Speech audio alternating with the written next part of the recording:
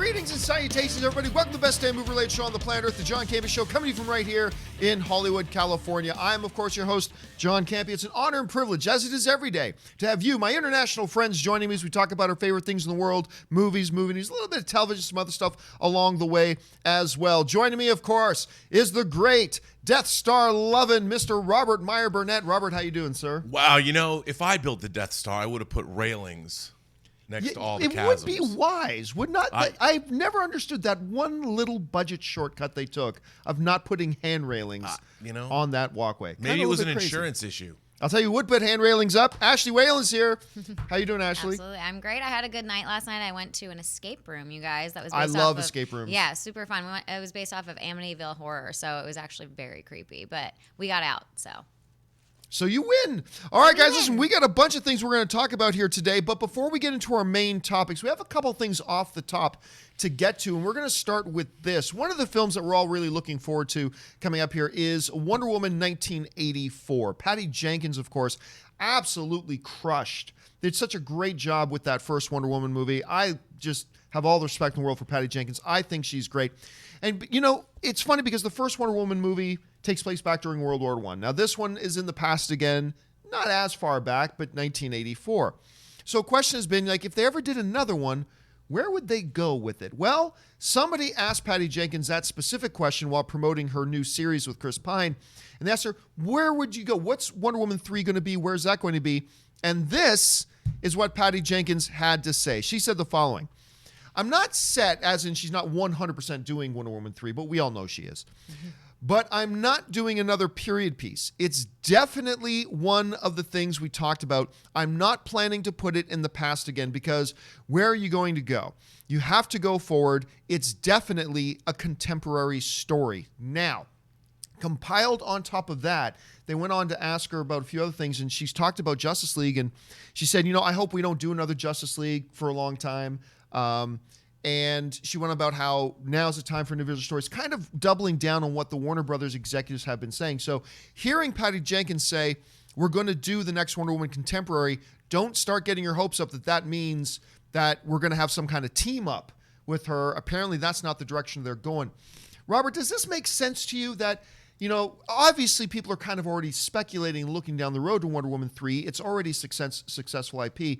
Does it make sense to you that she would say, yeah, we're not going backwards again. We're going to go in the present day? Yeah, I mean, I think so. It's hard for me to wrap my head around the fact that Wonder Woman takes place in 1984 because that was 35 years ago. Oh. That was my youth. And that would be like in the 80s, a movie taking place in 1950. Yeah. You know, and when I was growing up in the 80s, I never thought that, you know, I thought 30 years ago was ancient history. And now we're getting, the thing I'm looking forward to most is there better be a lot of Duran Duran on the soundtrack. Because I'm a Duranie from way back. I'm a new romantic. I'm an old school new romantic. And I can't wait for the soundtrack for this movie. But yeah, I think they've got to make it contemporary. I mean, and what's really interesting is within those three movies, if they get to a third one, you know they will. Yes. What is going to be sort of the overarching commentary that we're going to get on Wonder Woman as a character? We've seen her in World War I. We've seen her in the you're going to be looking at almost a century of Wonder Woman.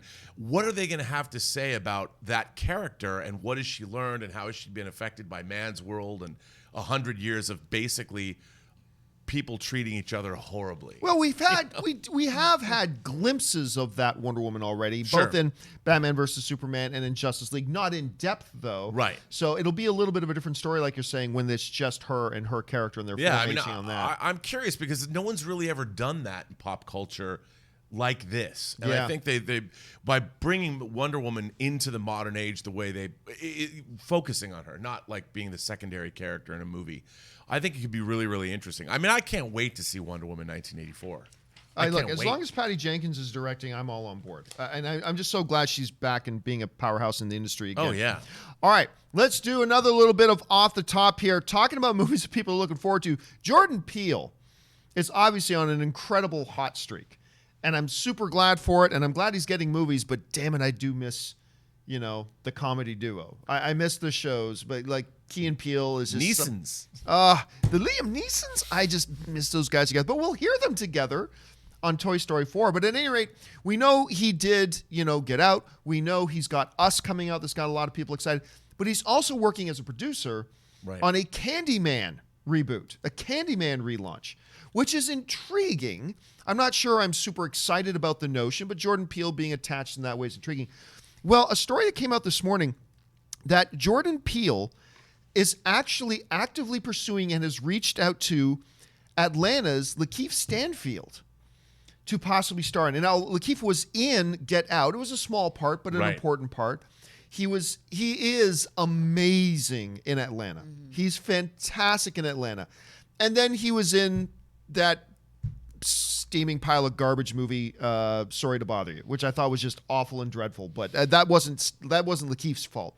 Lakeith is an intriguing character. Now, the reports are already saying it's not to play Candyman, but rather to play probably the lead character that gets involved in whatever the mythology is. Rob, I'll tell you what, as an individual myself, the idea of Lakeith being attached to this increases my anticipation for this. What does this do for you? Is it like, no, I was already super excited for Candyman, or what are you thinking about this? Well, I love the original Candyman. And I even like the sequel, Farewell to the Flesh. But like a lot of other horror heroes, whether it was Robert Englund playing Freddy Krueger, whether it was Doug Bradley playing Pinhead, these actors are it's so difficult for me. No one has ever been able to follow up on the original actors. I mean, Jackie Earle Haley tried with the Nightmare on Elm Street reboot. And I thought he did a good job. The movie wasn't so good, but he did a decent job. But it's like these characters. I can't see somebody other than Tony Todd playing Candyman. I mean, just hearing him go, Helen. I mean, I love that. And I just watched the both Arrow and Shout re-release Candyman on Blu-ray.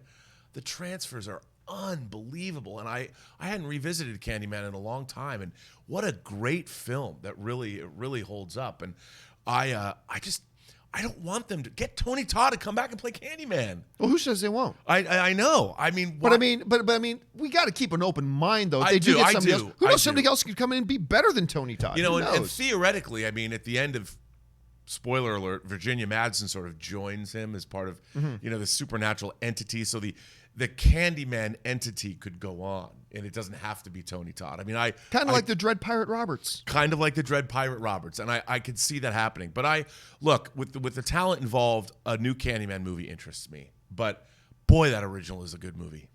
And by the way, you mentioned Arrow there. Tony Todd was, of course, the villain for a season in The Flash. Right, yes, he was. The voice was unmistakable. As soon as you hear it, you know exactly who you're talking about. All right, guys, let's go on now to our main topics. How do we select our main topics around here? Well, it's really rather simple. You guys select our main topics by emailing me your topics and questions anytime, 24/7, to john@thejohncampeashow.com.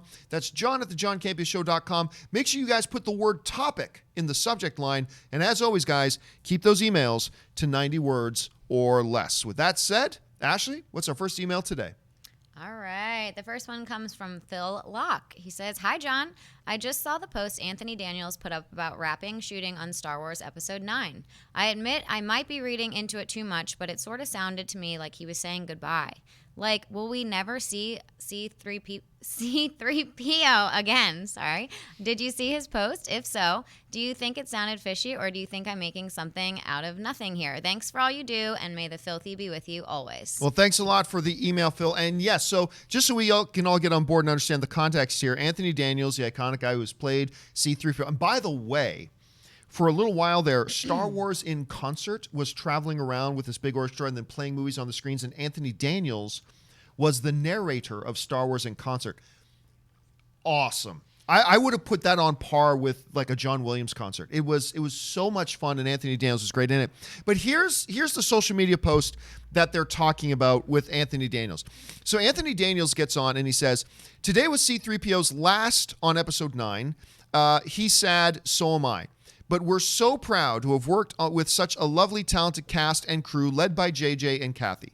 I'll miss everyone, but I'm glad to know that we've been making something exceptional together to share with the waiting world." All right, so that's what Anthony Daniels actually wrote. And a number of people online saw that, and much like Phil, were saying, whoa, wait a minute. This doesn't just sound like, hey, wrapped a movie. This sounds like a goodbye. This sounds like a goodbye. Now, the one thing, so I looked it over. Here's my impressions of this, Robert. I see how somebody could read that and go, it is like, does C-3PO finally get disintegrated and sold for parts like he always feared he would be? Is that what's going to happen here? But when you really read it word for word and looking for something literal, I don't see anything in that tweet that to me definitively says, oh yeah, C-3PO gets off. This is the end of the line for C-3PO, which, I mean, it might be, but I don't see anything in here that definitively says that, but I could see how somebody may interpret that. You read that and heard that. What do you think? Well, I think, first of all, C-3PO was already assassinated in Empire Strikes Back by the stormtroopers. Yes. Chewbacca was able to salvage him and put him back together. They found him in a junk pile. C-3PO doesn't die. He just gets rebuilt and reborn. And, if C-3PO were to die, and I don't think he is going to die, you don't kill C-3PO. There's only one thing worse than the death of C-3PO, and that was, of course, the death of Han Solo in Fast and the Furious Tokyo Drift, killed by Deckard Shaw. But anyway, by the way, justice for Han. But I don't think C-3PO is they're not going to kill C-3PO. I mean, he has been... You get rebuilt. Now, correct me if I'm wrong. I think there's only one movie that he was not in. And I believe that's Solo. I think so, too. Because I was just rewatching Rogue One last night, and he makes his appearance in Rogue One. He's in all the prequels. He's in all the originals. He was in The Force Awakens. He was in The Last Jedi. Well, it was always a conceit, I thought, that Lucas was... When I was a kid, I believed that the saga was really told through the eyes of C-3PO and R2-D2. The two droids, yeah. And I remember the Star Wars newspaper comic strip when it first started. They used to have comics in newspapers, kids. And it started, and they were like... addressing this recording system, like this giant computer bank. C-3PO was, and the comics started with them telling the story. And I always liked that idea. I always thought it would kind of sort of be interesting, like 1,000 years from now or many, many millennia, you'd have R2 and 3PO still. They just have to replace their parts. They should be immortal. Do you remember way back in the day, there were two Star Wars cartoons. There was Ewoks and there was droids. Yep. Weird thing. I can remember the Ewoks theme. We're the Ewoks, and we're living on the forest moon. I can't remember the single bar about the droids theme song. I don't know why. I can't remember a single thing about the droids. Droid song. Because I watch lots of YouTube videos about collectible toys and things like that. One of the most valuable... You are a YouTube video about collectible toys. It's true. One of the most valuable Star Wars toys is the villain from Droids. Really? Yeah. I don't even remember the villain droid. He's like this blue character. And I never watched the Droids cartoon series. And I looked at this. He's like, I guess, the Jabba the Hutt of droids. Right. It wasn't Max Rebo, was it? No. But Size Noodles and the Rebo Band, I mean, they got a comeback album coming. Oh, jeez. But they should perform at the Super Bowl. But I just thought that was interesting. I did not know that. And I watched that over the weekend. Well, there you go. All right. Let's move on to our next topic today. Ashley, what's next? All right. I just think that 3PO is just going to settle down and have a kid, and that's going to be what's going on here at the end. Here. That would be a change of direction. Yeah.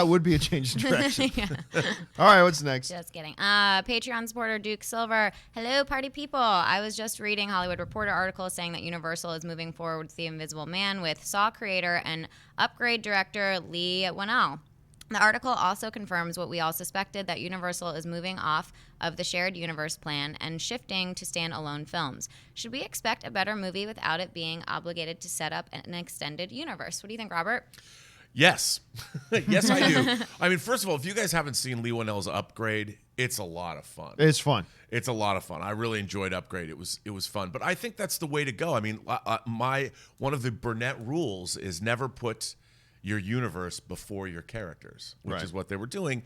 And I think, I mean, Lee Whannell doing an Invisible Man movie, the last time we had it wasn't even that good, was what, Verhoeven's Hollow Man?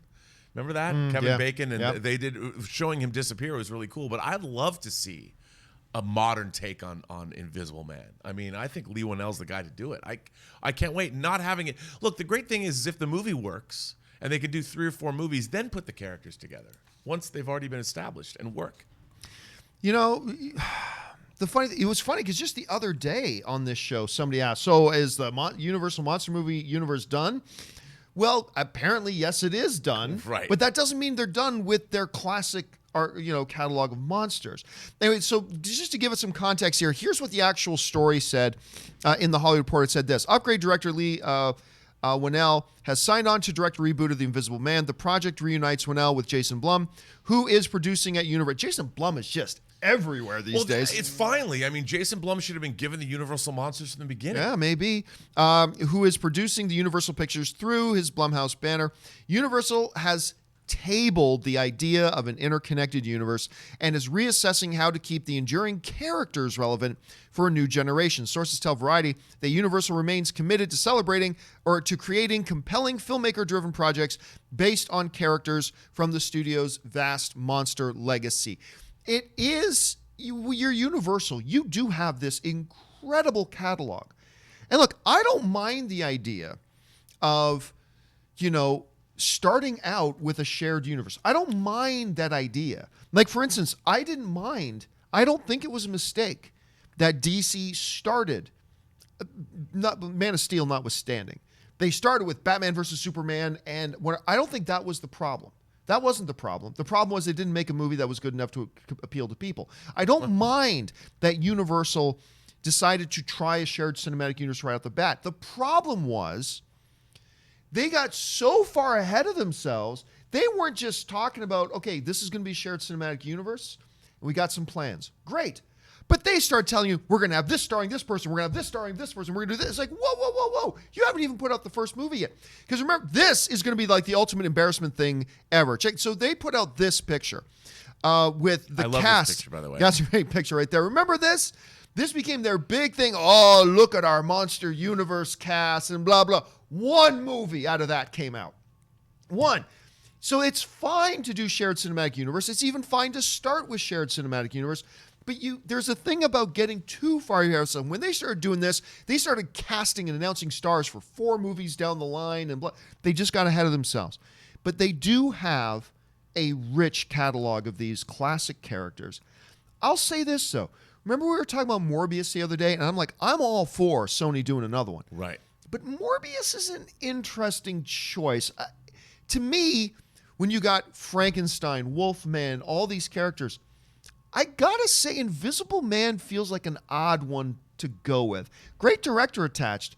But do you think, like, if you're in charge of that, do you say, yeah, let's restart this whole thing and Invisible Man is the guy who's going to take us there? Well, do you think that? Well, I'll tell you, no, not necessarily. But I think that the pairing of Lee Winnell with the idea of the great thing about the Invisible Man character is you've got a man who's basically becoming untethered from reality because he's literally disappearing from all of those around him.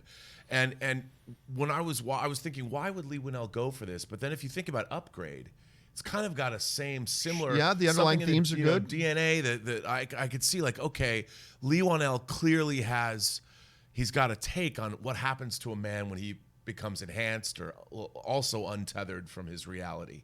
And I thought that was a really interesting choice. I'll bet he had a really good take on what to do with that character. Oh, I'm sure. So, I love it when you can see when creatives get paired with material that they obviously clearly have an affinity for. That really is exciting to me. So I'm excited to see what he does. And by the way, I didn't think The Mummy was as big of a train wreck as a lot of other people think. I mean, it wasn't great. It wasn't great, but I thought it had some redeeming qualities. All right, let's move on to topic number 3. What's next? All right, next email is from Darius Brown. Black Panther was everything I wanted it to be. Not the best movie of the year candidate, but I loved it for what it was. One of the best parts of the movie was the death of Killmonger. It hit all the right notes. But now I'm reading that Angela Bassett says Killmonger will be back in Black Panther 2. What the F? How? Why? But seriously, how can they possibly explain him being back? Thanks for taking my question. All right, so what Darius is referring to is at the SAG Awards, Screen Actors Guild Awards. Angela Bassett and her husband Courtney B. Vance were on the red carpet being interviewed about various things, and then the interviewer, I believe it was for Entertainment Tonight, and yeah, here's an image of them being interviewed. Straight up asked, like, who's coming back? And Courtney B. Vance, he said, everybody's coming back. And then Angela Bassett said, even Michael.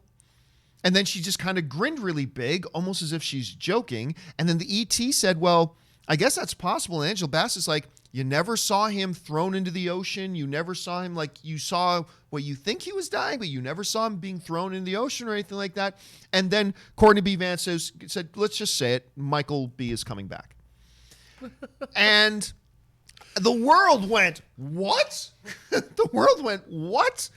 So look, I think there are a couple things. Let's look at this from the different angles here, because I believe there's different dimensions to this. Number one, they were kidding. Because there are moments that I'm watching this, I'm like, okay, well, that little chuckle makes me think she's laughing, but then they kept going with it, and then Courtney B. Vance is very definitively, matter of fact, let's just say Michael B. is coming back.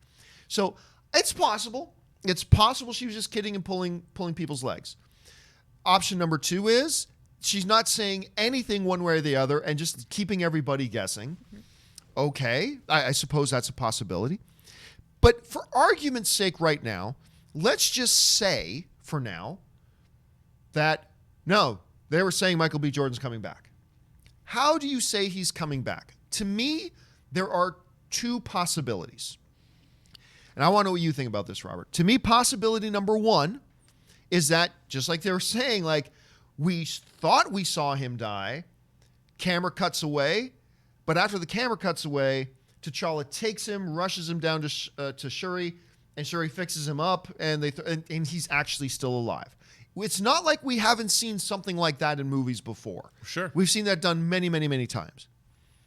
But here's what I think the other option is, and I think this gives us a little bit of a glimpse into the broader picture of the MCU. Could be this.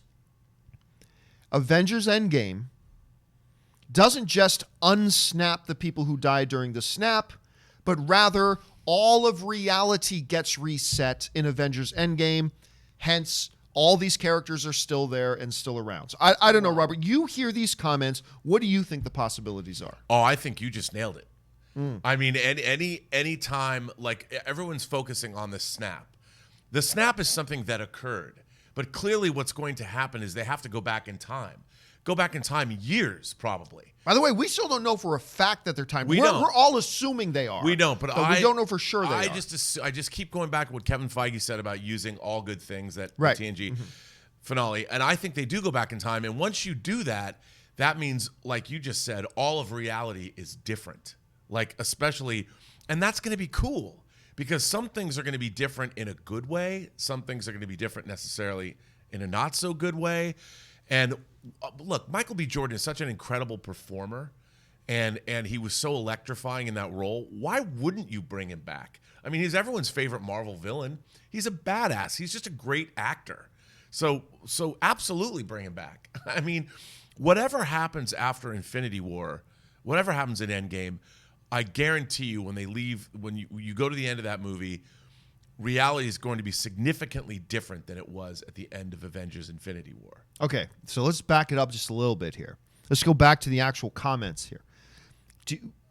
You're just a casual fan, and you hear these words from Courtney and from Angela. Are your instant reactions, I think they're saying he's coming back, or are your instant reactions, I think they're joking? What do you think?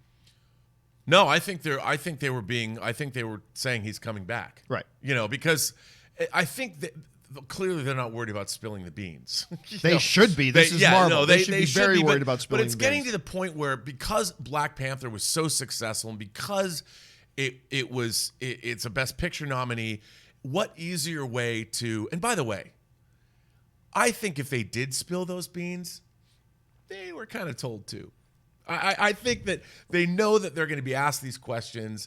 Angela Bassett she's royalty. First of all, I've been in love with her since 1995 when she was in Strange Days with Ralph Fiennes.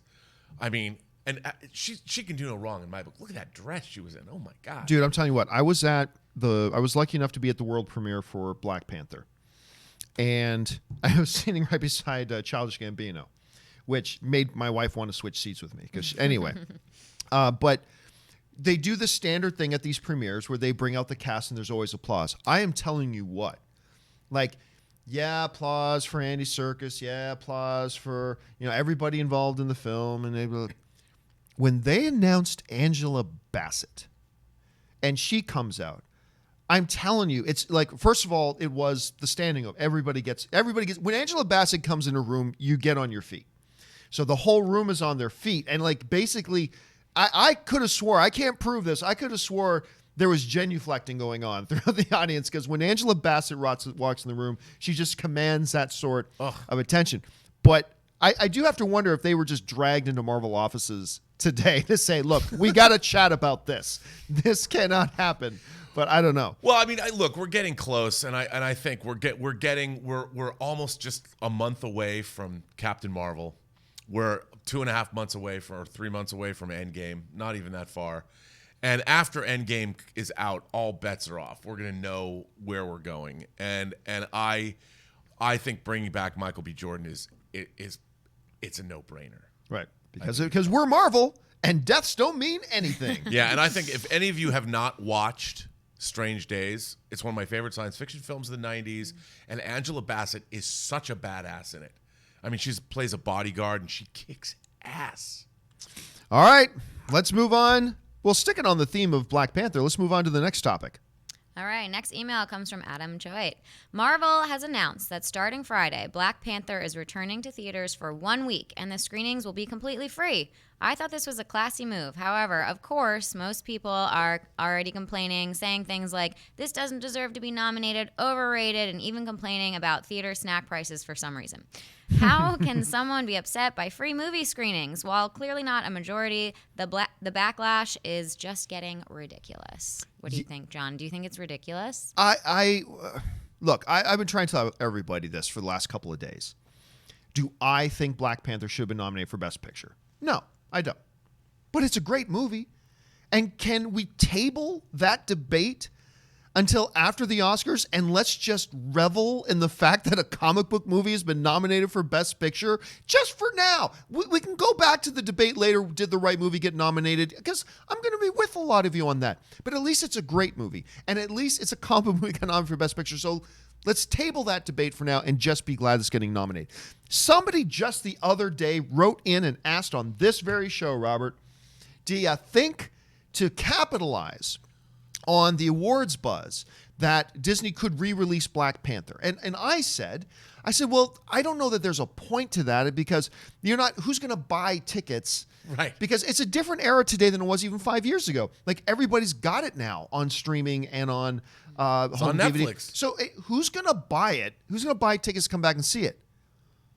Well, apparently I was right, but they're putting it out for free. From February 1st to February 7th, 2 screenings a day per theater that it's in 250 theaters across the country, free screenings of Black Panther. I will tell you what this is. It is a blatant marketing campaign to try to drum up a swell of support for it going into the Oscars, and there's nothing wrong with that. There's nothing wrong with that. To take one of the great movies of the year, I'm not going to say one of the best movies of the year, but one of the great movies of the year, and put it back out in theaters. Because look, I'm not buying a ticket to go watch Black Panther again because I own it. But I will. You give me an opportunity for free to go and watch it on the big screen again, damn right I'm going to be there. This is going to get a lot of buzz going, a lot of people talking. For the theaters, it works because theaters basically don't keep any of the ticket money anyway. They make all their money on concession stand prices. So the movie theaters are like, fine, by the way, it's AMC Theaters that's getting behind this. I hope my A-list will work for it. It's a free movie anyway. So look, I think this is great. You're going to have to prove to me there's some tangible downside to this. There is no tangible downside to this. It's just a really nice, classy move. And I think a lot of people are going to get to go back, watch one of their favorite movies of the year on the big screen again. I think it's great. I think it's great, too. How cool. I mean, look, that movie made way more money than they thought it was going to make. Yes. I mean, it exceeded everyone's expectations. This is just a fun look. They're in the business of making money through selling their product, which is movie making. Yes. That's what the MCU does. It makes movies. They want to make money. But this is just fun and cool that a studio is doing this. You can be cynical about this all you want. It's just a cool thing. Like you said, I own 2 versions of Black Panther. I've got the 3D UK Blu-ray. I mean, I love this film. Why shouldn't you just, hey, what do you want to do today? Black Panther's in the theater. You know, when Fury Road was mysteriously re-released over Christmas for the Oscars to create Oscar buzz for no reason at all. It was at the Cinerama Dome again. And my girlfriend hadn't seen it. I'm like, oh, baby, you got to come see Fury Road in the Dome. There was like 6 people there. But it was awesome. You know, it was just, who knew why? I mean, I paid for it, but I'd seen it like 6 times already. And I went again, and it was great. What's not to love? Yeah, I don't see any reason why not. Let me ask you this, Ashley. Like, can you think of a negative to this? Because I'm stretching for it here. I cannot think of a downside of this. No, I think it's a genius move on their part, and it's awesome for everybody because, like, I'm sure I have a couple of friends out there that haven't seen it yet, and I'll take them and see it again. It's going to be great. I mean, why would people complain about snack prices when, especially if half the people, I mean, you know how much popcorn is, people, and it's a free movie. Like, right. It just makes no sense to have any backlash whatsoever. And it's just exciting and fun. It's the whole purpose of film. Fun. It's fun. And since Black Panther dies in Endgame, or not Endgame, in Infinity War, this is your last chance to ever see Black Panther on the big screen again, right? Because he died. Marvel wouldn't undo his death, right? Oh, yeah. Wait, they are. I take that back. All right, let's do our final email of the day. Okay, the last email comes from Mike. He says, "Hey, John, did you hear about Warner Brothers Animation is developing a Funko movie based on the Funko Pop figurines? If this gets made, do you think this movie could be more like the Lego movie or the Emoji Movie?" Well, first of all, yes, there's this story going around that Warner Brothers is looking to do in Funko Pops. Now, it all comes from this. I'm always telling you guys, look back to the source, so I want to be completely transparent here. This is the source. It's not from the studio. The studio has not confirmed this. It's not from one of the major trades, but it's from a somewhat reliable source. It's from this one of the writers for this website called Super Bro Movies that has broken a number of scoops of foreign things that don't always turn out to be true, but quite often they have some accurate stuff. So take that with a grain of salt. I think it's at least worth discussing because of who they are. And it was a guy by the name of Daniel Richman who puts this out. So the basic gist of it is this. He got his hands on a picture of basically a corkboard that's laying out the various Warner Brothers animation projects that are coming. And there's this year's all this and this, and on one of the spots was a Funko Pop movie. Now, let's go on the assumption, for a moment, just for the sake of discussion, let's go on the assumption that this is all legit and it's real. Could this be more like Lego or more like, what was that, Emoji Movie? That's impossible to say. That's absolutely impossible. There is no inherent value in doing a movie about Funko Pops. Just like there was no inherent value in doing a movie about plastic building blocks Lego. But they did it, and they made it great. There's no inherent value in doing a movie about emojicons, but they did it, and it turned out to be a crime against the human race. It was absolutely disgusting. There is nothing here to judge what they can do. What is interesting, though, is because in the Lego movie, when Warner Brothers did the Lego movie, obviously had a lot of DC characters, but Disney also gave them the right to use a lot of their characters. Yeah. There's Star Wars characters in it. There are Marvel characters appearing in it. What gets me potentially excited about something like this, but by the way, let's go to a wide shot here. So it's because if you can see behind me here, I have hundreds of Pops. I got addicted, thanks to Ray. I got addicted to these Pops. Ray bought me my first ever Pops, Sam and Dean Winchester from Supernatural, my first Pops, and it kind of like broke the seal for me, and then I bought hundreds of them. So I got a whole ton of these things. But the idea is we could conceivably have like a movie where they're saying characters like Darth Vader is confirmed. They're saying again, it's whether or not the reports are true, but Darth Vader would be one of the key characters. Wonder Woman would be one of the key characters. And all these different properties. We could see DC characters and Marvel characters side by side doing something cool in these Funko Pop things. I'll tell you what, I don't know if this is all legit. It certainly looks legit to me. But take the is it legit thing aside. I'll tell you this. If it is legit, I think this is a great thing to roll the dice on. Yeah. It's a great thing to roll. And look, there's nothing inherent story-wise in Funko Pops. Can they come up with a great story? Well, that's yet to be seen, but I'd love to see them take a shot at it. I'm with you 100%. I mean, who doesn't love Funko Pops? They just They're put a great. smile on your face. Yes, they do. There's a really great documentary I watched on Netflix about the Funko Pop phenomenon, where they came from. They really went in depth with the company and where it came from. And, that's the funny thing that yes, there's always people who are going to be deeply cynical about these things. Sure. But look, movie making in general, no one's making movies as a charity. You know, this is all a business.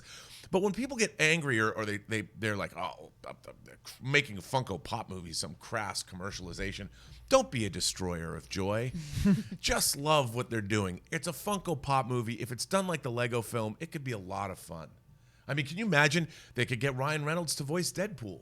Oh. I mean, what they could do, James Earl Jones could be the voice of Darth Vader. They can do it. What they could do in a movie like that could be absolutely hysterical. Yeah. Or a total train wreck. They could emoji that thing. But yeah, it could be emoji, it could be Lego movie. But the fact of the matter is we saw what happened. Like, I thought that the idea of a Lego movie was absolutely preposterous. Me too.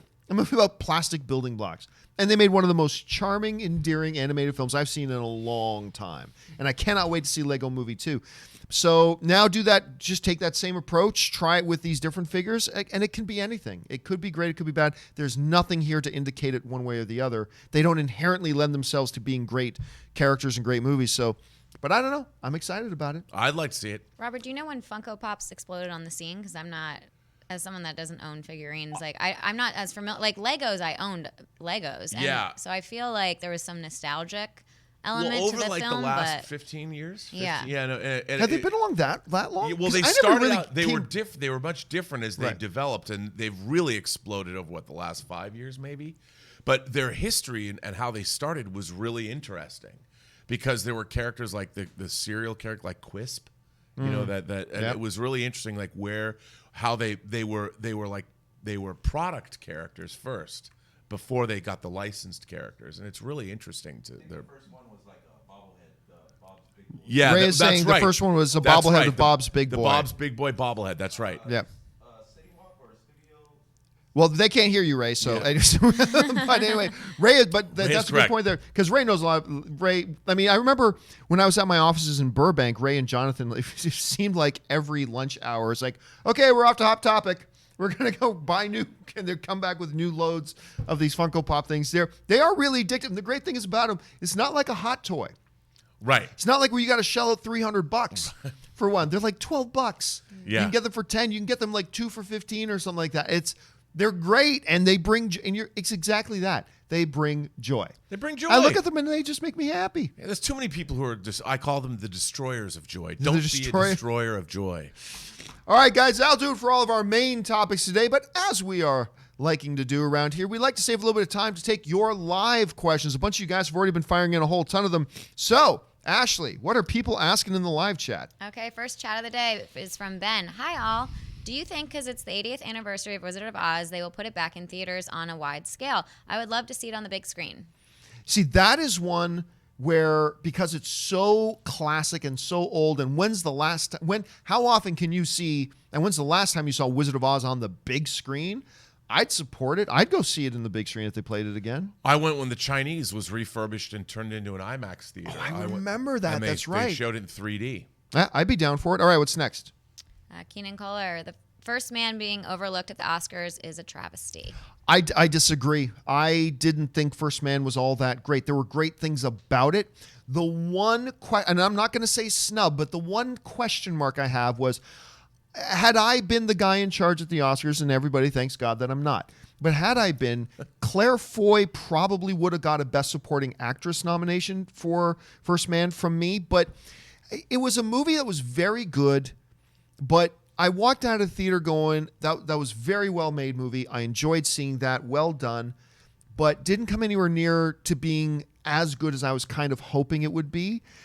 Solid film, great, but I don't think it... I certainly don't feel it deserved a Best Picture nomination. Ryan Reynolds was solid, but I wouldn't have put him in there for Best Actor. I certainly wouldn't have nominated him for Best Director. I got to disagree. I don't feel it was overlooked at all. I have to agree with you. All right.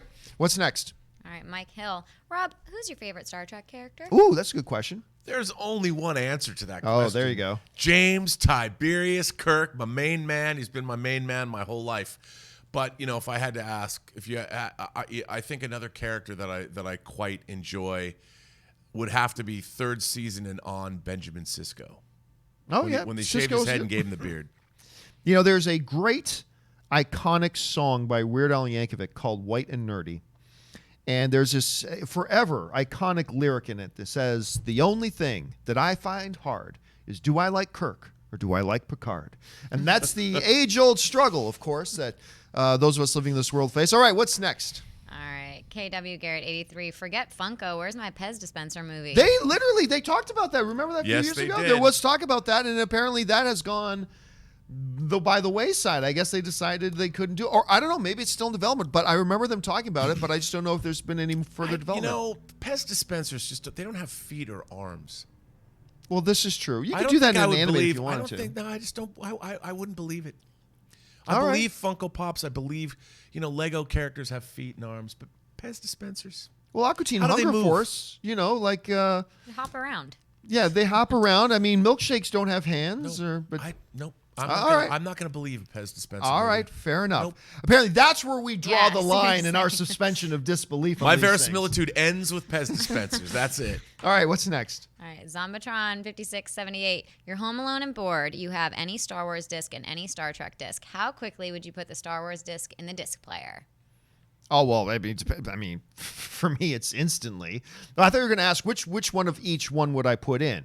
Obviously, I would put in the Return of the Jedi. To me, that's the best of the Star Wars movies. And then it's a little tougher for Star Trek, but I usually find myself going back to. It's going to surprise you. I'm not going to say Wrath of Khan. I think it's Star Trek 4 with the whales. I think that's Voyage Home. I love Voyage Home. And by the way, Undiscovered Country was fabulous too. I loved Undiscovered Country.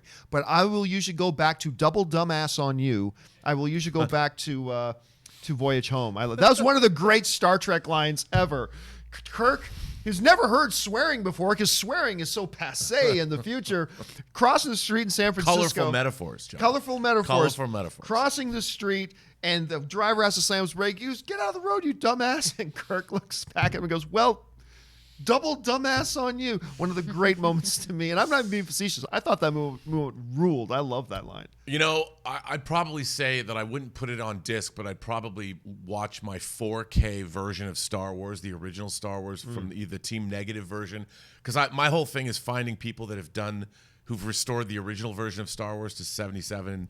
I've got 3 different versions by 3 different groups of people. Wow. So I'll burn you a Blu-ray if you want. That would. Oh, wait. Did I say that? No. Yeah. So no, Robert. No, thank you. I appreciate. I don't that. do that. All right. What's next? Josh DeRose. Who do you think had a greater redemption arc, Jaime Lannister or Theon Greyjoy? They toe the line so gracefully between despicable and sympathetic. One of the very cool things about Game of Thrones is that it's never like any of these characters were all pure evil and then they just turn good. I mean, all these characters, the bad guys, except for a couple of notable characters, the bad guys have good parts to them. For the most part, they all see themselves as reasonable. I really enjoyed the Greyjoy one because, I mean, even when he was doing his rotten stuff, it came from a very broken character who was just completely insecure about himself, raised by a bastard. And then through suffering and pain and a lot of different things changed. I've enjoyed that a lot. Look, I love the Jaime character. I do. But that transformative arc, for some reason, I lean towards Greyjoy in that. I'm going to go with you because, after what they did to Bran, Yeah. I mean, you can't toss a kid out a window, and cause them to be crippled forever, and you're not redeemed because of that. It's like Michael Corleone, for as smart as he was and he kept the family together, he killed his own brother. He ordered Fredo to be killed. Yeah. There are some things that you can't. Theon was he didn't deserve what happened to him, really. I mean, did he?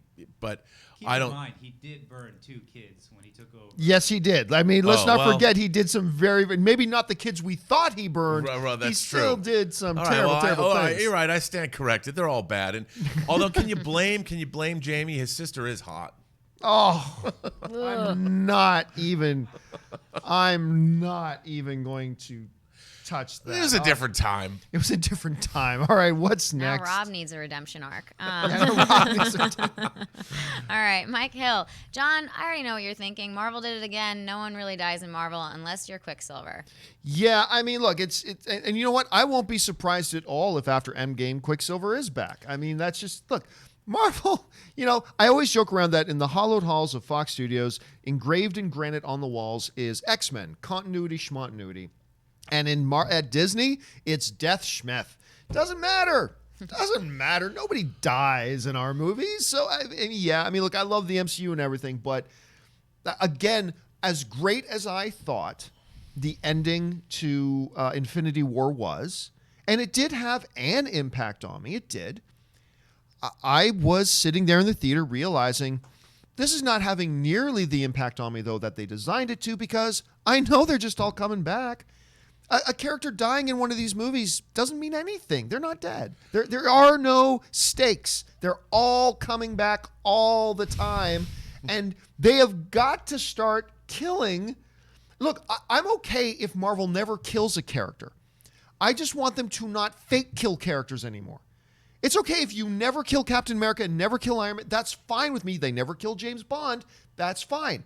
Just stop the things like, oh, Tony's dead. Just kidding, he's not. Oh, Loki's dead. Just kidding. You got to just stop it. Just stop it. Well, I mean, look, I think they're in an interesting position, too. I think Quicksilver's on the table. I think Quicksilver's on the table because if we're right about the whole changing the universe thing, I think he is on the table. Quicksilver and Scarlet Witch are mutants. You know, and I know they've not in the MCU. They've tried to retcon that, but once they've got the rights back, reality changes. But you'd have to retcon it again. Who's to say? I don't think they're bringing in, because I don't think that's their lever for bringing in mutants. But you never know, because those characters are in fact mutants. You know, and but not in the MCU. They're not. Well, they were called what? Miracles? No, remember they were made by scientific experiments. That's with the power of the scepters. But with things being changed, maybe they were already mutants, and that's what allowed them to be changed in the first place. That was never suggested. Not yet, but who's to say? I mean, you're right. Changed? I mean, the fact of the matter is, to your point, is if they say they change reality, that's kind of it's a cop-out, but it's a blank slate to say we can do anything now so they could. But it's not a cop-out in the sense that they've established this lore. So you could, once you've got the reality stone, you know, the mind stone, you can make these. I mean, that's why I think it's all up for grabs. I don't think I've ever been more excited to see where they're going. A movie that I have no idea where this movie's going to go. No. None, zero. Yep, and that's the way we kind of like it right now. All right, what's next? Alex Javosky, Justice for Han, and then just kidding, Han had it coming. That's right, Alex. That's right, dude. That's right. Han had it coming. You know, I watched that clip again last night. Just like, there's that great clip of Darth Vader throwing the Emperor down into the pit. There's that great scene in Lion King where Rafiki holds up, you know, the young Simba, and there's that scene where Shaw majestically walking away from the flames as he burns that character. Hollywood history, ladies and gentlemen. Hollywood history. Retcon. Retcon. The end game will also tie into Fast and the Furious and Han I mean, Solo. it is. They are changing reality. It could happen. Could happen. What's next? All right, Spencer Main. Hey, John, what do you think of The Kid Who Would Be King? I thought it was a pretty cute kids movie. I'll tell you what. I was supposed to go see it the other day.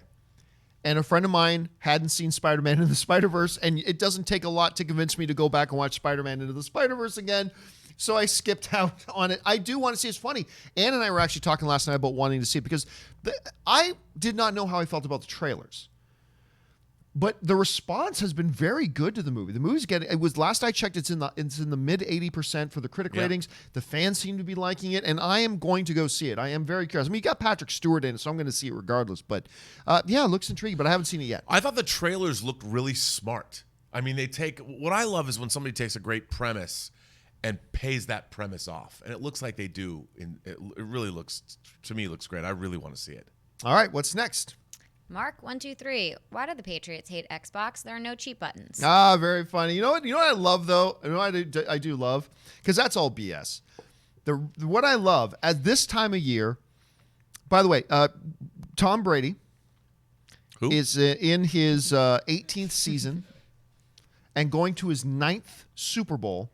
That means every time the NFL season starts, it's a 50-50 chance that Tom Brady is going to go to the Super Bowl. Wrap your heads around that. Okay? That is nuts. And this time of year, it is the most, I love watching people cry and moan and where the Patriots are there again. I put this picture on Twitter yesterday from Singing in the Rain, and I had put a picture of the guy saying, "This is Patriots fans," and then I put the tears. These are the tears of the whiners about the Patriots, and we love to dance in those tears. So keep bringing it, because it's just awesome. Brady, GOAT, ladies and gentlemen. I don't even think they're going to win the Super Bowl this year. I don't even think they're going to win, but it doesn't matter. 9 times he's taken his, and everyone's like, "Well, Aaron Rod, whoa, yeah, took his team to the Super Bowl once. Good job, kid. Good job. Talk to me again when you take your Packers to the Super Bowl 8 more times. Then we'll talk." Brady, GOAT. Yes. Okay, let's move on. No more Patriots questions are allowed here. Eagles only. All right. Gifford confirmed dreamt Krasinski was to reboot Superman. That would be intriguing. I mean, obviously not going to happen, can't happen, it would never happen. But look, right now, you could announce Krasinski doing anything. I mean, I'm not interested in Dragon Ball stuff at all. But you announce John Krasinski's doing Dragon Ball, you got my attention. I mean, anything he does right now, you have my attention. What do you think? Yeah, I do too. I don't know if he's a fit for Superman, but I really like him as a performer, and certainly. What if he's directing? I know he's directing. What if he's directing it? If he's directing, yeah, I would be intrigued by that. All right. What's like next? That idea. Yeah, I love him. Imad, if an actor nails their audition but completely disappoints during filming production, can the director fire them, or is it too late? There have been several instances in Hollywood history of actors who have roles. I mean, actually, Viggo Mortensen in Lord of the Rings. They had already started shooting the film with somebody else. Oof. And then Peter Jackson, I think they were a week or 2 weeks into filming, fired him and brought in Viggo Mortensen. Back to the Future. Eric Stoltz was Marty, and they got into it. Then they kicked him out and brought in Michael J. Fox, and history was made. Harvey Keitel on both Apocalypse Now and Eyes Wide Shut.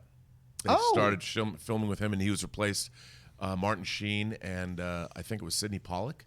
Right. So look, here's the thing. With some of these movies, there is so much on the line that you can't risk having the wrong person in a role. You can't risk that.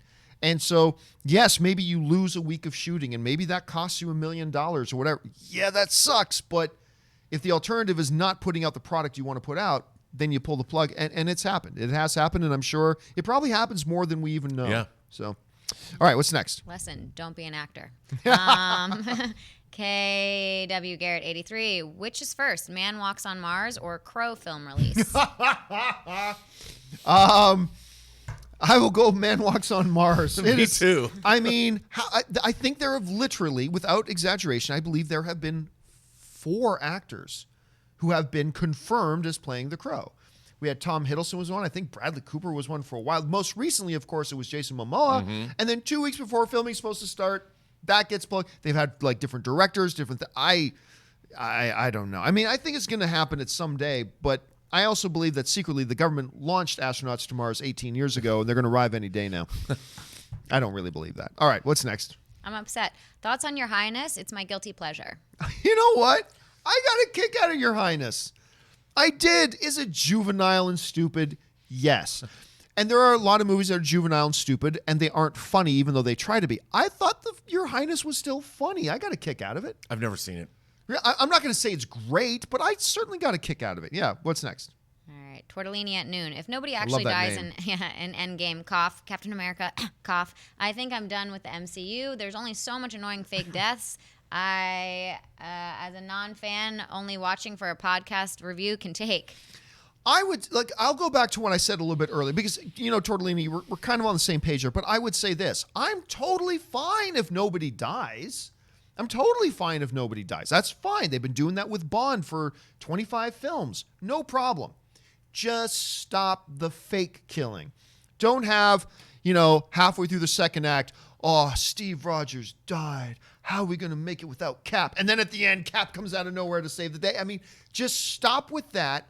Other than that, I'm okay with it. You don't have to kill characters. Again, I just keep going back to Bond. You don't have to do. Just keep going with them. Just don't fake death them. What are some other examples of long-running franchises? I mean, Harry Potter never died. They did freaking 8 films with Harry Potter. I'm not sure. Did they? I was about to say Star. Oh, I can't say Star Trek. Well, eventually they killed, but then they brought him back. That's anyway. what I mean. They bring these characters back. With the Marvel Cinematic Universe, it doesn't bother me because they're comic book properties. It's not like comic book characters haven't gone. Sometimes they get shot. You think they're assassinated, but they're really stuck in time. You know, Captain America got assassinated, and then he came back. Of course, they always do. Actually, you know what? There's a great name of the dude who wrote the Michael B. Jordan superhero real-time camera Chronicle. The Max Max. What's that? Not Max Landis. Max Landis. Yes. Right. Anyway, that's the kid's name, right? Yeah. So Max Landis has this YouTube video Oh, it's the best. on the death of Superman. Yep. And besides the fact that it's crazy entertaining and funny, and surprising he's got a lot of celebrities in it, but besides the fact that it's really entertaining and funny, he also makes an observation about the fact that they undid the death of Superman essentially ruined comics. I mean, in a way, in a certain dimension, it ruined comics. And he talks about how once you say death isn't a problem anymore in comics and how it undermines a lot of things. I don't mind once in a blue moon going Star Trek, the death of Spock, the search for Spock, right? Okay, but that's once in a blue moon. I don't mind that. It's just that when you're the movies now and you just keep going back to that again, as much as I love Infinity War, a part of my enjoyment was robbed from me at that end because it didn't have the impact it could have because I knew, oh no, Black Panther's getting dusted. Ooh, but he's not gone. He's coming back. Oh, Spider-Man, I don't want to go, Mr. Stark. I don't want. Oh, he'll be back in 10 minutes. Don't worry about it. He'll be back in 10 minutes. Like it takes away some of that because you habitually over and over and over and over again do it. You just got to stop. Anyway, I hope they do. I hear both your points. I agree. The thing is, I don't want my tears to be in vain. I cried during Infinity War, and now I'm like, why did I even do that? But at the same time, I get that you're saying it's a time travel thing, so it is their reality at that moment. So they really do feel like they're losing their loved ones, which is sad. But then they come back. So as an audience member outside of that reality, there are low stakes. The stakes are removed. And who's to say, though, that the reestablished, whatever happens in Endgame, there's still the reality of what happened to those characters. Those characters did feel that loss. Sure, but the consequences for us as an audience member are undone. And I mean, whether the snap is undone or whether they change reality, whatever. The fact is, Peter Parker, Spider-Man, Tom Holland Spider-Man is dead and gone. We'll never see him. Oh, wait, no, he's back. So the next time they try to pull that, it's going to lessen the effect. Anyway, we could probably go on this one for hours. So let's move on to the next topic. All right, moving on. TuneTube, my guess for the top 10 box office hits worldwide 2019. 10, Aladdin. 9, Hobbs and Shaw. 8, Star Wars 9. 7, Toy Story 4. 6, Captain Marvel. 5, Shazam. 4, Spider-Man Far From Home. 3, Lion King. 2, Frozen. 1, Avengers 4. Not a bad list. I would certainly rearrange some of the things in there. Yeah. I think Lion King is either number 1 or number 2. I don't think coming behind 3. And you're right to put Frozen high. Put Frozen high. I'm thinking top 5. Putting Frozen high. I'm not sure that Captain Marvel outperforms Toy Story 4 or Star Wars. But, overall, look, this is going to be a big year. This is going to be damn. And look, there's only Disney. there's only one of those films on that list that are not a Disney film: Avengers, Frozen, Lion King, Spider. Well, technically Spider-Man, Sony, but it is a Marvel production. Captain Marvel, Toy Story, Star Wars, and Aladdin. The only one that's in there that's not a Disney film is Hobbs, or at least not affiliated with Disney, is Hobbs and Shaw. Why'd you have to bring that up? It's going to be big. You're going to love it. Why'd you have to bring it up, man? You know what? Maybe Hobbs and Shaw starts Why you got to keep doing with this an to me? opening scene of Shaw revisiting that glorious set where Han died, and Shaw, with a tear in his eye, speaking to the non-present Han, saying something like, not a day goes by, coiffy-haired car driving dude that I don't regret killing you. What if it started with something like that where he laments his actions in killing you? When I agreed to come on the show, I thought you and I could work well together. I thought we'd have a mutual respect and admiration and that was your first mistake. Push, pull, back and forth. But your unwillingness to give on this issue, to find justice for a man who was what brutally if, murdered. But honestly, what if the movie starts with Shaw like expressing remorse and guilt over what happened? Would that change your stance at all perhaps, a little bit? Okay, to be fair, I will be there the first day, first showing, because I love the Fast and Furious franchise, so I will go. You do? And perhaps, what do you mean I do? I'm just kidding. What? I will be there, and maybe I will feel a slight twinge of justice, but not much. Maybe 5%. Maybe 5%. Okay, let me pose another question to you. So we get into Hobbs and Here it Shaw. comes again. Here We it get into comes. Hobbs and Shaw, and like the whole movie is all about Shaw loves all things Star Trek and like beats the shit out of people who badmouth Star Trek. Does he get into your good books there a little bit at that point? Nope. No? He's irredeemable. He's Oh. irredeemable. And Universal better hook us up with tickets. That's all I can say. We've done more to promote Hobbs and Shaw. Somebody. By the way, Seriously. no one's telling us to do this. No. And I want Sun Kang to sit right between us, right here. At some point, we're going to Sun make that Kang happen. must. All right, what's next? All right. Well, I hope Toy Story bumps up a little bit because that's going to be great, I think. Yeah. But who knows? John Michael, will you be picking up Kingdom Hearts 3 today? I've never played a single Kingdom Hearts game, so no. So no. I'm not bad-mouthing it. I've never played it. So I played the first one. It was good. It was fun. I hear good things about it. Yeah. But right now, I was just telling the guys, I've never seen game reviews as high as this game I just picked up. It's been out for over a year, but I've never played. It's called Divinity Original Sin 2. So I just picked that up to play on the new rig I've got, and I've only been playing it for about 20 minutes. I've only played about 20 minutes. I'm already completely hooked on this game. So I'll probably be spending the next 6 months of my life with that game. Then I'll look at something else. All right, what's next? AFC, Jack Black's YouTube channel reminds me a lot of Schnepp. There's a lot about Jack Black that reminds me a lot of shit. Yeah. Actually, I've never seen Jack Black's YouTube channel, so I cannot comment. No, on but that. they have that energy. They've got the same kind of fun energy. They can always go into voices and do characters, and yeah, I could see that. By the way, he even had this little movie out called The House with the Clock in Its Walls, which I think is a terrible title. I know it's built, and it's not great, but you know what? I thought that movie looked like garbage. It's a charming little film. House with the Clock in Its Walls is not a bad. If you're sitting around some Thursday night and say, I just want to watch something. I've seen almost everything. Check it out. I think you might enjoy You know who it. directed that movie? Yes, it was Eli Roth Eli, directed. Mr. Hostile himself. Which you would not have guessed in a million years that he directed No. it. No. All right, what's next?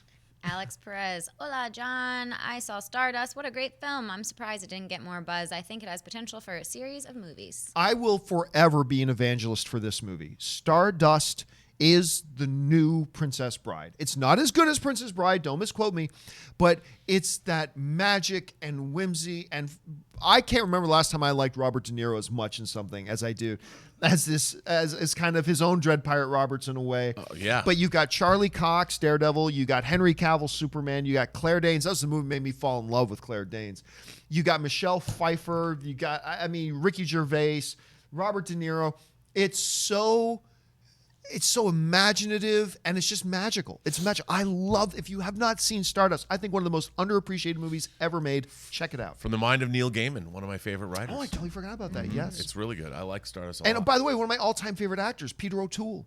One of his final films Yeah. was that as he played. Oh, watch it. So good. So good. All right, what's next? Koba, Godzilla, you're letting them kill Mothra. Kong, why did you say that name? Mothra. That's pretty funny. I like that. Well played, Koba. Well played. I like that. That was good. All right, what's next? Zach Bartran, producer's cut of Alien 3, yay or nay? I love it. You know the Yeah. the look. I'm still not big on it. I think it makes it better.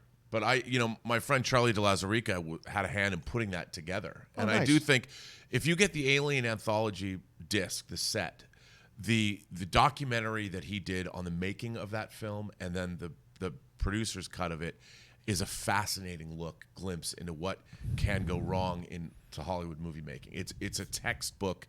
You could teach a class on it. All right, what's next? Sierra and Douglas, thoughts on Cleopatra casting Gaga or Jolie? First of all, I've been wanting to see what a modern day take on a classic Hollywood epic like Cleopatra could be. Now, Angelina Jolie has been a name that's been associated with this for nearly a decade. I mean, people have been talking about her possibly doing this for a long, long, long time. something doesn't feel right if all of a sudden they go with what's hot right now and go with a Lady Gaga. Look, Lady Gaga did great kind of playing herself. And by the way, I'm not downplaying. She was great in A Star Is Born. I loved her performance in A Star Is Born. Angelina Jolie's the better actress. Right. I would lean Jolie, and I'm still fascinated. Whether or not they ever actually get around to it, I don't know, but I hope they do. Yeah, I just don't know. Like, look, Elizabeth Taylor playing Cleopatra, you had the gravitas, and Richard Burton.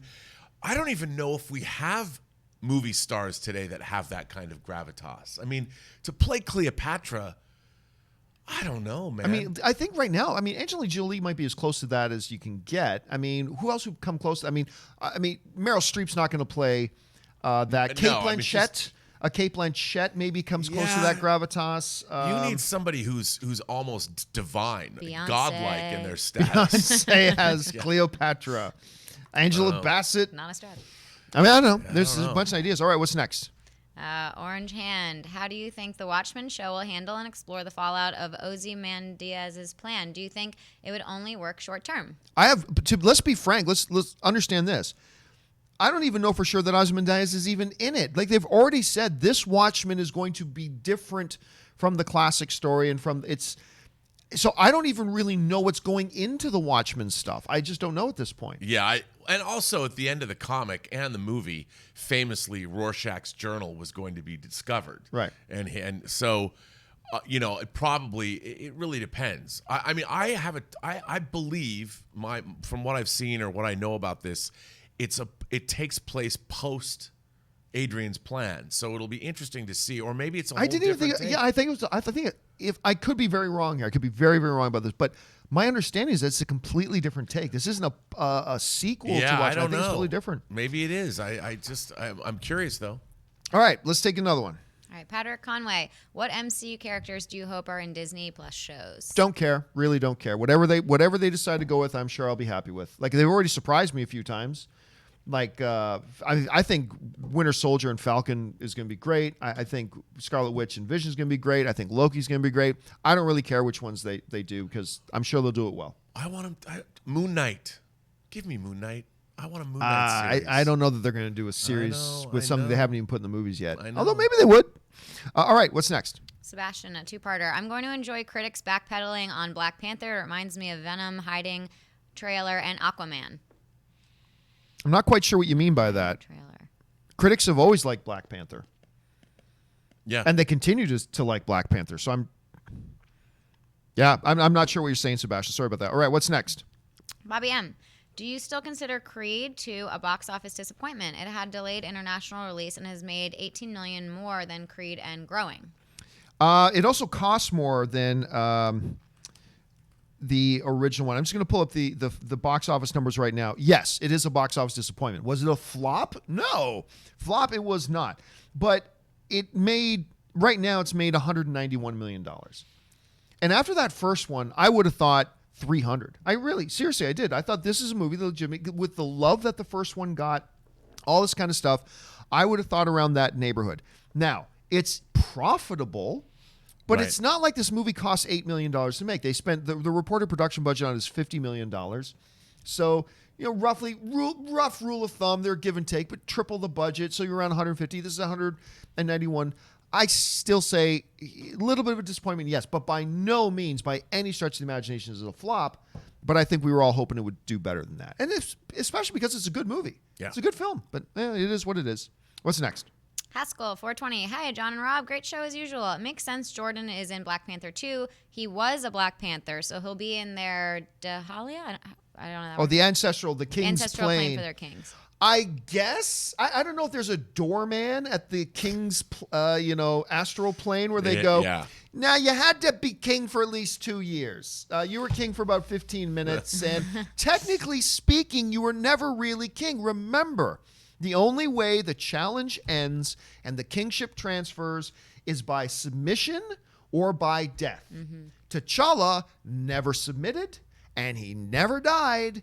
So technically speaking, while he was treated like king and he was acting like he was king, technically speaking, he was never really the king of Wakanda.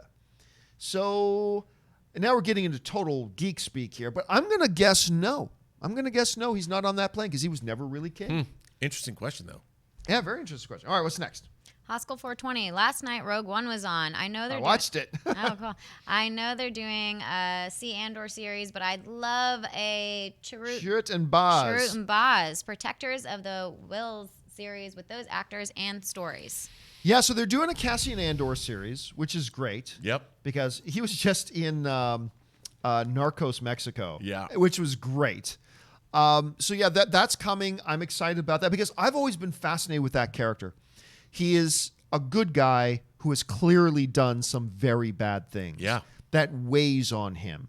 I think we're going to see he's done stuff worse than some other characters we say are irredeemable. I think he's probably done some one of the great things about Rogue One was it showed a rebellion that you can't become a rebellion without getting blood on your hands. No. And even in Rogue One, that informant of his was just some innocent dude who's like, I just want to get out. And he kills him because I can't let him be captured by the Empire because he's going to spill beans. Boom. And I'm fascinated by that. Would I like to see Chirrut and Baz? Yeah, I kind of would. I'm not always for seeing these stories again, but yeah, I'm on board. They're for awesome. That. They are I'd love awesome. to see those guys again. They're such a great odd couple too. Yeah. I am one with the Force. The Force is with me. I mean, the greatest thing ever. All right, what's next? Robert Johnson. Bring in Storm and make Killmonger Magneto. I'm not quite sure what you mean by make Killmonger Magneto. Well, I mean, in terms of the differing philosophies that he has, I could see that, turning him into a revolutionary. Maybe he comes back and he takes his revolution on the road. I mean, he would get a lot of followers. He could start his own international force. Well, sure, he got, T'Challa's best friend started flying into him. How interesting, at the end of Black Panther, we have the Wakandan embassy open up, how is that going to affect the rest of the world? I mean, can you imagine when the world finds out that the most technologically advanced country in the world has been this African nation all along? Well, I'm not even worried about how that affects the world. I'm worried about how, my question going into this is like, how does the entire world change? That's what I mean. When new technology is introduced, regardless if it was an African nation or a European nation, whatever, comes out high and say, oh, by the way, we have stuff that's like a century ahead of where everybody else is. How does that affect the everyday life of the world? Because that's going to change the whole world. But then again, Endgame probably undoes that. There's probably is no more cultural embassy. I think it's going to be really interesting is what would happen when the technological center of Earth shifts to be somewhere in Africa. That I would watch. I mean, I'd read a whole series of novels about how that would. It'd be affect interesting the to world. see. All right, let's take two more. Edgar Navarro. The biggest snub for best short is Requiem for a Tuesday. Man, Edgar, you've written that in several times now. On open mic, whatever. I get it, but I have never seen it or heard of it, so I can neither agree nor disagree with you on that. All right, now let's take two more. Okay, Brian Esparza. Why is no one talking about Soderbergh's next film, High Flying Bird? It comes out in about a week on Netflix and looks interesting. I think they kind of pointed that out there. It's coming out on Netflix, and a lot of Netflix, just flies under the radar for a lot of people. They just debuted it at Sundance. Was it? Have you heard of? Did it get decent People reception? apparently it's really, really good. I've heard nothing about it, so I'll have to keep our eyes open Jeffrey for that. Wells was talking about it on his Hollywood Elsewhere column. So hopefully it's good. I mean, it looks good. I love the trailer.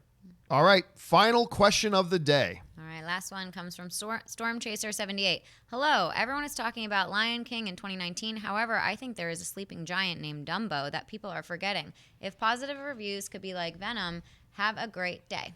I don't know. I just don't think Dumbo has the same potential that Lion King. Now, look, that's excluding a lot of other variables that we have no idea about right now. How good is the movie compared to how good is Lion King? Maybe Lion King sucks and Dumbo is the best thing ever. Taking that out of the equation, just going, what is just the baseline potential of them? I just think the baseline potential for Lion King far outweighs the baseline potential for Dumbo at this point. So, I don't know that. I think Dumbo will do well. I don't think it's going to be a flop or anything, but same potential as Lion King, I don't see it. Yeah, and I'll tell you something. It's Tim Burton, so we could be getting, if we get peak Burton, it could be fantastic. But the Lion King appeals to, I think, me as an older person.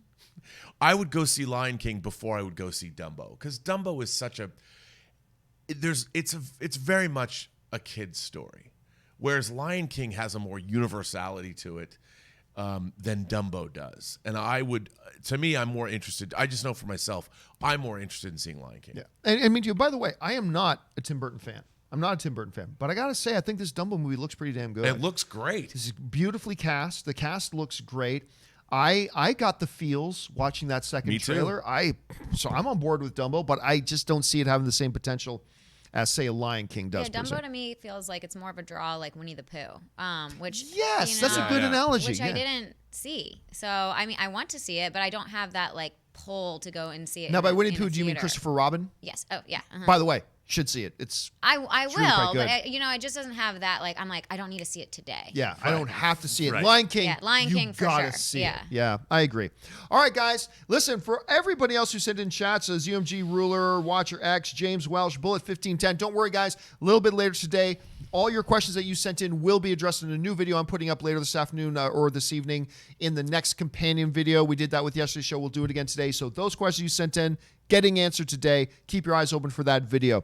All right, I want to thank everybody who's made this show possible here today, besides you guys who are the most important. I also want to thank Mr. Robert Meyer Burnett. Robert, where can people find you online? Well, you can find me, first of all, in the graveyard mourning the death of Han Solo.